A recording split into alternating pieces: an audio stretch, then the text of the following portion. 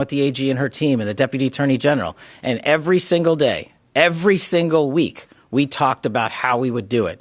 And we're here today because we have an interagency that is led by superior individuals who have one shared goal: protecting America and our lives and our future.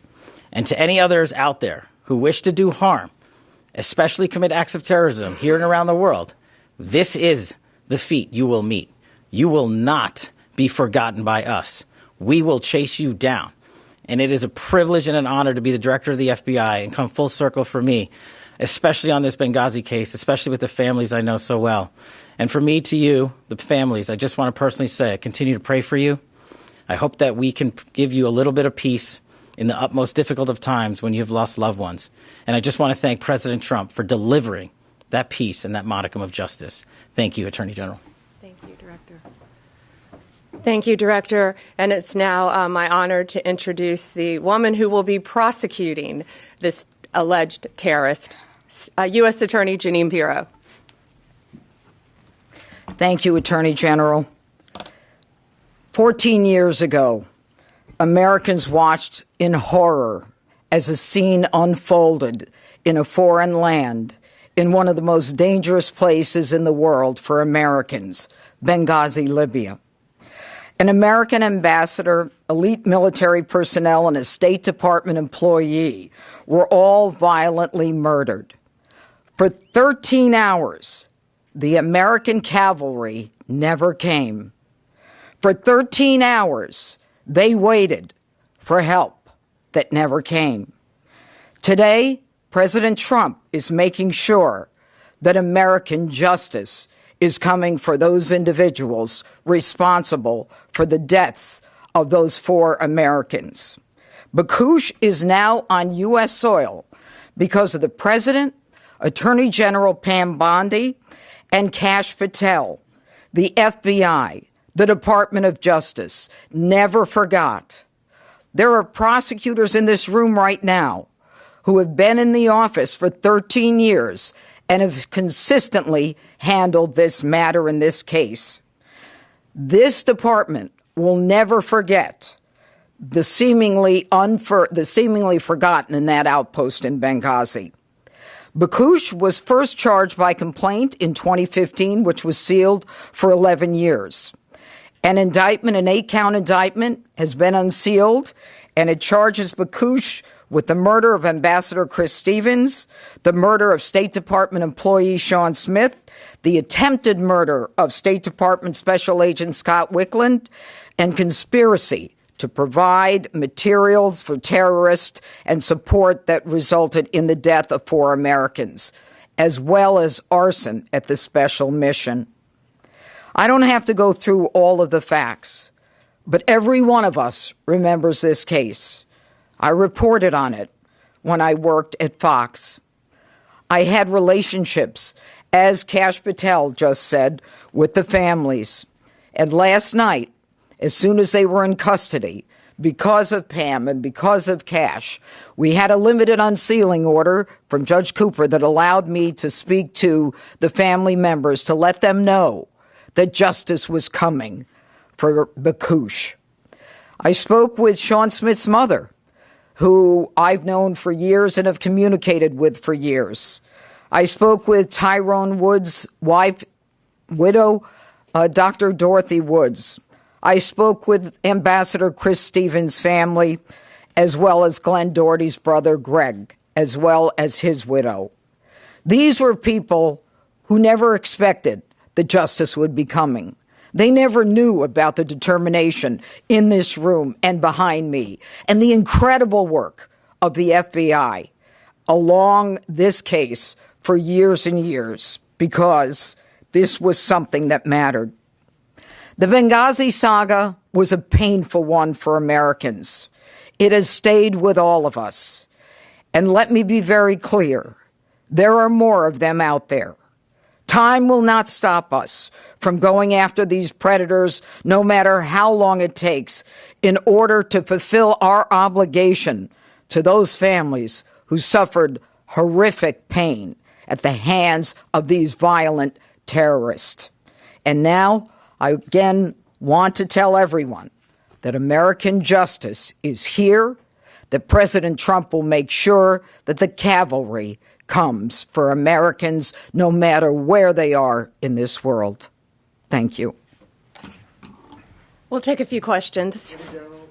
I have a on-topic and an off-topic. Sure. Tell us a little bit about how he was captured, where he was captured. Was he in jail for a while before? Was he at home? What can you tell us about how this all went down? We're not going to give out a lot of the details, but I'm going to let Cash take what we can say. The general's right. We have to protect the integrity of the investigation and the ongoing prosecution. That's of the utmost importance. It always is, to make sure even this individual receives the constitutional protections only afforded in the United States of America.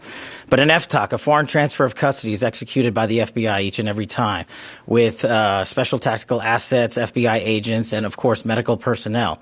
And that was done in this instance. And the individual was apprehended and transferred over the night and into custody early this morning at an airfield. And so that's about all we can say on that matter. But in order to maintain the chain of custody, this is what the FBI does, routine, every time. It's what we did for the 6 top 10 we already captured. It's what we did for the relentless others that we continue to capture. Was he picked up in Libya? He was picked up overseas. And then if I could just ask you two quick off topics. Obviously, this terrible tragedy we're watching in Arizona with Nancy Guthrie. I understand you know Savannah Guthrie. What is the federal government doing right now? Is the FBI now leading the investigation, taking it over from the locals? We're doing everything to assist the locals. We're working with the locals. Breaks my heart for Savannah and for her family. I know she's asked for all of our prayers. So please pray for her beautiful mom, pray for her family that she's returned home. That's all we can say about that at this time. But yeah, I've known Savannah for over 30 years, and it's breaking my heart. If I may, there seems to be a little confusion with DNI Gabbard was down in Atlanta last week for the Fulton County search. Originally, this office said that she was not part of the investigation. She put in a letter to Congress that President Trump directed her to do so. And then now President Trump yesterday said that it was at your insistence that she went down there. So what is the case here? Yeah, thanks for asking that. It's that's interesting because DNI Gabbard and I are inseparable. We are constantly together, as are the people behind us. We constantly talk. We collaborate as a cabinet. We're all extremely close, know what we're doing at all times, pretty much, to keep not only our country safe, but our world safe. And she was down there with Deputy Director Andrew Bailey of the FBI. And I'm not going to talk about any other details of that matter right now because Georgia's a very important issue to us. She was there. We're inseparable. That's all I'll say. Mike, let me see. Can you say, was there foreign involvement in the capture of this suspect? What kind of assistance did you get from other countries? I'm going to let Director Patel take that. I think we're not going to be able to say a lot on that matter as well. But and to you personally, I'm so sorry you and your NBC family are going through this right now. We appreciate it. As the general said, in order to execute an apprehension, a capture, and a foreign transfer of custody, no one agency alone can do it. We did it throughout the interagency here, and of course we're working with partners overseas. And we're not going to get into the details of those conversations and those ongoing matters because as the U.S. Attorney indicated to you, we're not done. And so what we want to do is maintain not just the integrity of this investigation, but the possibility and the promise of bringing more individuals to justice for this heinous act of terror. Do we have time for a couple more? We have something else going on at 10 o'clock down there. Yeah, so on Benghazi, what did the communication look like between the Trump administration and the victims' families throughout this process, if any? I know someone as far as Sue Clinton during, in the early days of this, but what's the communication look like with them? I think what I can say now is that do you want to take that, Director? We've had to keep everything very quiet for obvious reasons up until this point. And then U.S. Attorney Pirro, as she said, contacted all the families, and I think they were absolutely thrilled. I think they had probably lost faith that something would happen. But again, we never forget. Donald Trump never forgets. And we have a 10 o'clock in our office that's a very positive, if anyone would like to join us on that. So thank you. Go ahead.